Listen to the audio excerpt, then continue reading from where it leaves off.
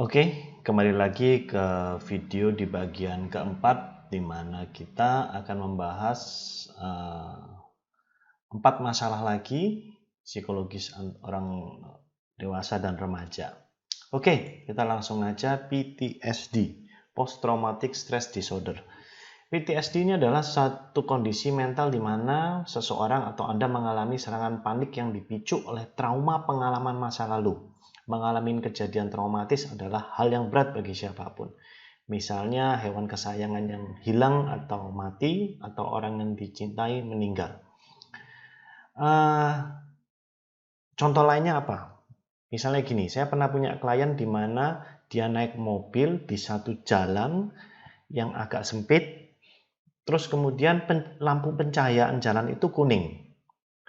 Dia menabrak mati seekor kucing. Kebetulan dia sayang kucing, seperti itu.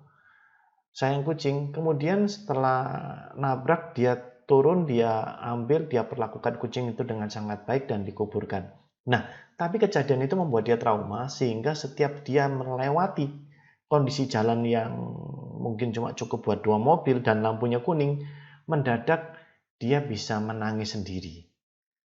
Seperti itu, dia sedih sendiri. Setiap kali melewati jalan seperti modelnya seperti itu, kecil, ada lampu pencahayaan kuning, dia seperti itu. Paham ya? Nah, entah dia berjalan di kota A, di kota B, dengan siapapun temannya, dia langsung membawa perasaan sedih tersebut. Itu PTSD. Nah, Tentara kadang-kadang juga seperti itu. Kadang-kadang dia trauma melihat teman baiknya meninggal di depannya dia, ditembak. Seringkali kejadian-kejadian juga terjadi seperti itu. Orang yang diputus sama pasangannya atau pacarnya seperti itu juga bisa menciptakan satu kondisi seperti itu. Nah, apakah wajar? Wajar, seperti itu. Semua orang kadang-kadang kita nggak bisa mengontrol kejadian-kejadian yang ada terjadi di dalam kehidupan kita. Kadang-kadang itu bisa menyenangkan, kadang bisa menyedihkan. Nah, pertanyaannya adalah gimana kalau mengatasi hal ini? Ya, mengatasi hal ini, misalnya saya harus bisa memaafkan, meluapkan. Kemungkinan mungkin dia marah sama orang lain atau marah sama dirinya sendiri. Seperti itu. Caranya kurang lebih sama seperti di video sebelumnya, sempat dibahas tentang low self esteem ataupun ODD. Anda bisa dilihat di video sebelumnya. Nah, caranya adalah menulis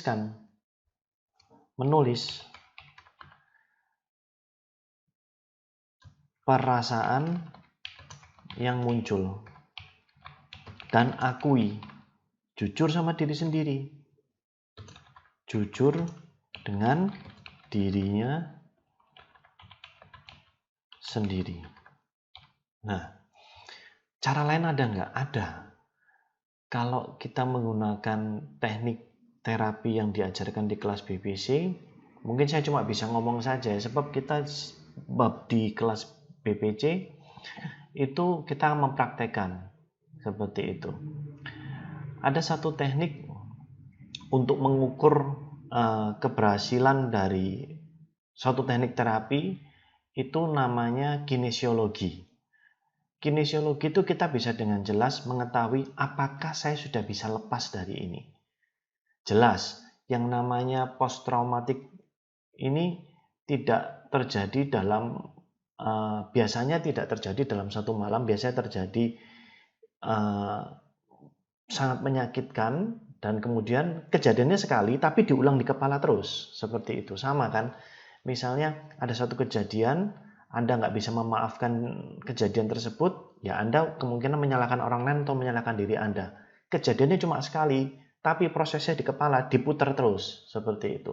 Nah, kinesiologi membantu untuk menetralkan hal ini, seperti itu. Saya tidak bisa terlalu jauh menjelaskan kepada Anda karena kita harus praktek. Sementara misalnya Anda memperhatikan video ini, cara paling gampangnya adalah mengakuin perasaannya. Iya, aku nih trauma, sedih, punya luka dengan masa laluku dengan itu. Dan saya mau mengakuinya. Oke, kamu luka oleh siapa? Karena dirimu sendiri, misalnya masalah kucing, ya aku ceroboh dan mungkin aku bodoh sehingga aku teledor. Terjadi kejadiannya. Jadi kamu marah sama dirimu sendiri pada saat kasus itu? Ya, coba. Kamu marah kenapa? Ya, dia tuliskan, jujur.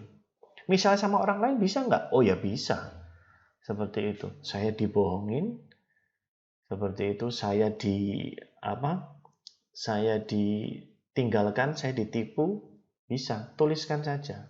Apakah satu kali proses nulis bisa selesai? Ya belum. Biasanya butuh waktu berapa lagi.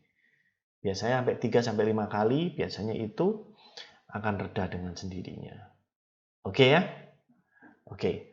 Berikutnya adalah school refusal. Ini menolak sekolah, hampir sama seperti masalah pertama yang di video pertama. Kerap terjadi pada anak dan remaja. Banyak hal yang menyebabkan ini terjadi karena trauma dengan pelajaran tertentu, guru atau teman, atau harapan orang yang tua yang tinggi akan nilai tes, dan masih banyak lagi. Ya, namanya anak, dunianya cuma dua, kalau nggak di rumah, di sekolah. Nolak sekolah kenapa? Bisa jadi lingkungan sekolah tidak cocok buat anak, mungkin anak dibully, seperti itu. Kenapa anak dibully? Wah, macam-macam. Nanti Anda bisa pelajarin itu, ceritanya panjang, misalnya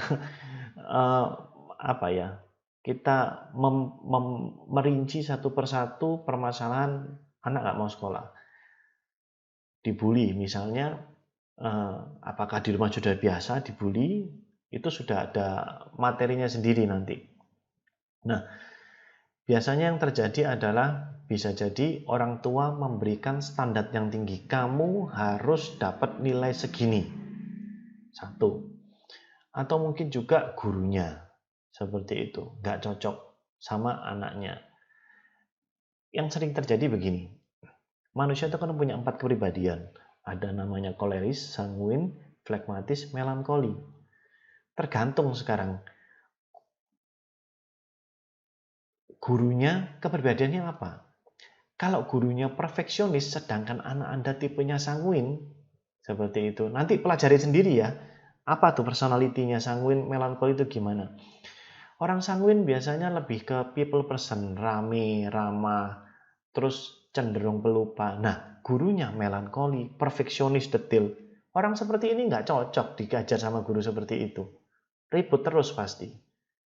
Tapi ini juga nggak salah seperti itu, karena pihak sekolah mungkin tidak bisa menata Oke, satu kelas ini cuma khusus anak misalnya melankoli semua, nggak bisa. Kenyataannya sekolah itu kan gambaran mini dari realita kehidupan setelah luar sekolah. Ya kita harus bisa cocok-cocokan sama orang seperti itu.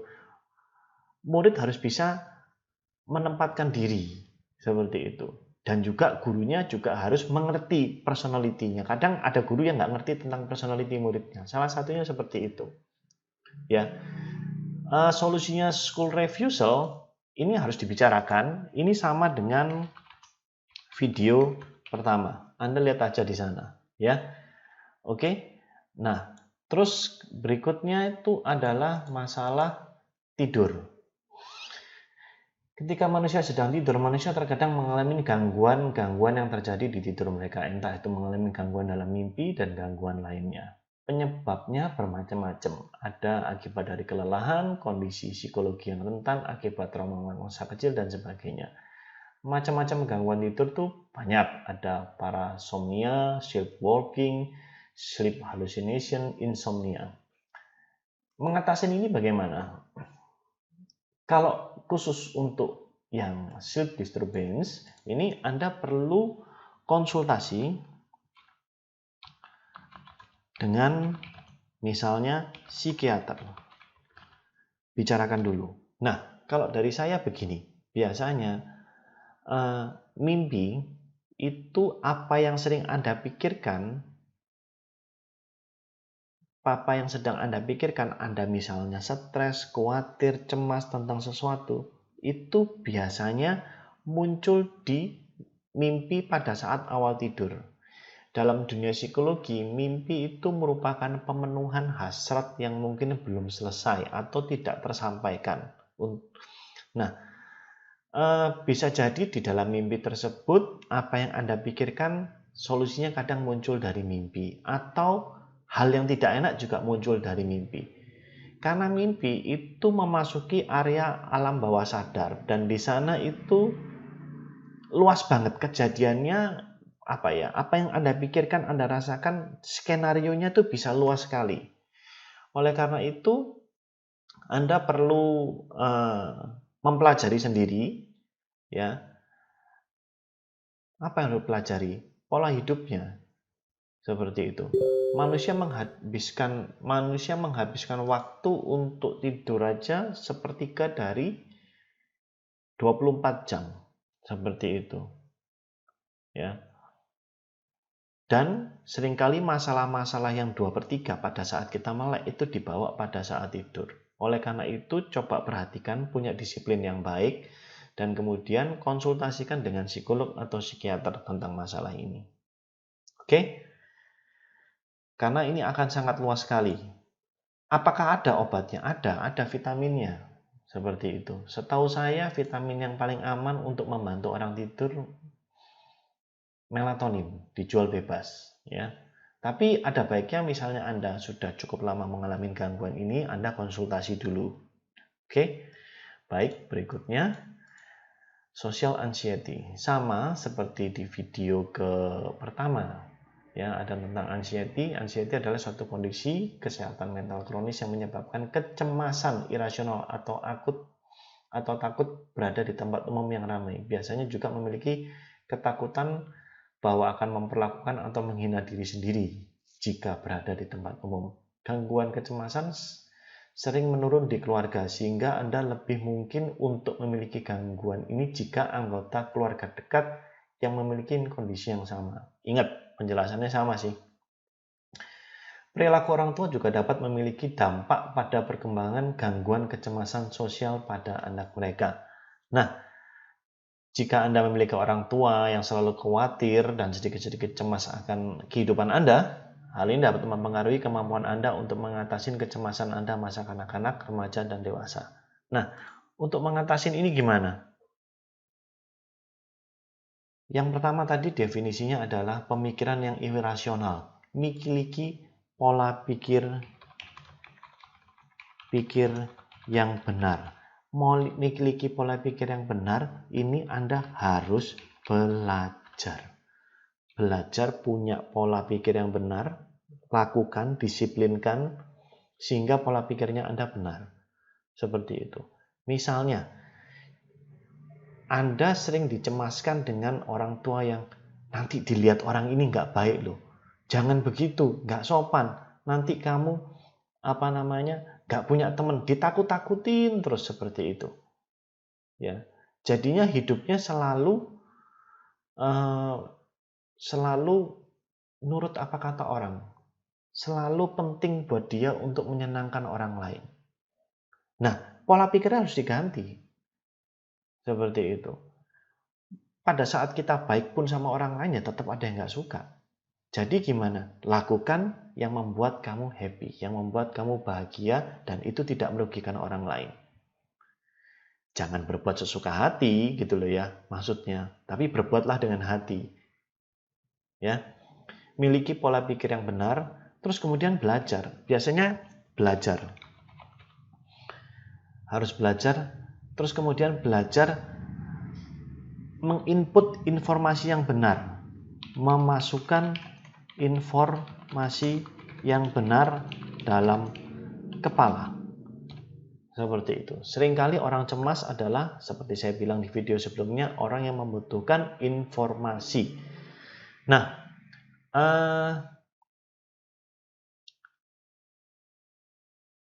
social anxiety adalah kejadian yang mungkin terjadi pada seseorang yang tidak terjadi dalam waktu 1 malam. Biasanya ini sudah kebiasaan, di rumahnya sudah melihat pola-pola orang yang cemas dan kemudian itu terbawa dalam kehidupannya dia. Untuk menyelesaikan ini tidak bisa dengan satu kali konseling. Yang diperlukan adalah disiplin. Dari semua metode yang pernah saya lakukan, memberikan konseling, memberikan terapi, bahkan memberikan coaching, ada satu benang yang merah. Apa? Disiplin. Keluar dari ruangan konseling, keluar dari ruangan terapi, tidak ada jaminan bahwa Anda sudah bebas selamanya. Tidak, saya selalu berbicara di awal dengan para klien saya bahwa Anda harus memiliki disiplin. Saya selalu menyisipkan disiplin. Jadi setelah saya bantu, keputusannya sudah dibuat oleh klien, saya selalu menyisipkan disiplin. Coba lakukan ini di rumah. Karena dengan memiliki disiplin yang baru, habit yang baru, Anda membentuk suatu kehidupan yang baru. Paham ya? Jadi kuncinya untuk merubah kehidupan, disiplin dari diri Anda sendiri. Worth it nggak? Ya worth it. Ini kan buat kehidupan Anda sendiri. Anda mengupayakan sendiri dan Anda melakukannya secara konsisten. Berapa lama? Coba deh 21 hari, 3 minggu coba. Lihat hasilnya. Seperti itu. Ya. Oke. Terima kasih sudah menyaksikan 4 seri video. Anda bisa pelajari lagi dari video pertama, 2, 3, 4. Jika Anda ingin belajar lebih dalam lagi, Anda bisa belajar di kelas Building Professional Counselor. Bertemu dengan saya langsung, kita akan belajar lebih dalam lagi. Atau jika Anda belum punya kesempatan waktu, Anda mau belajar secara online, bisa belajar di belajarcounseling.id, bisa dikunjungin websitenya. Atau mau mempelajari tentang parenting, bisa belajar di belajarparenting.id. Nanti bisa dikunjungin websitenya dan cek kapan kelas akan dimulai. Oke, segitu saja dari saya. Terima kasih. Semoga bermanfaat.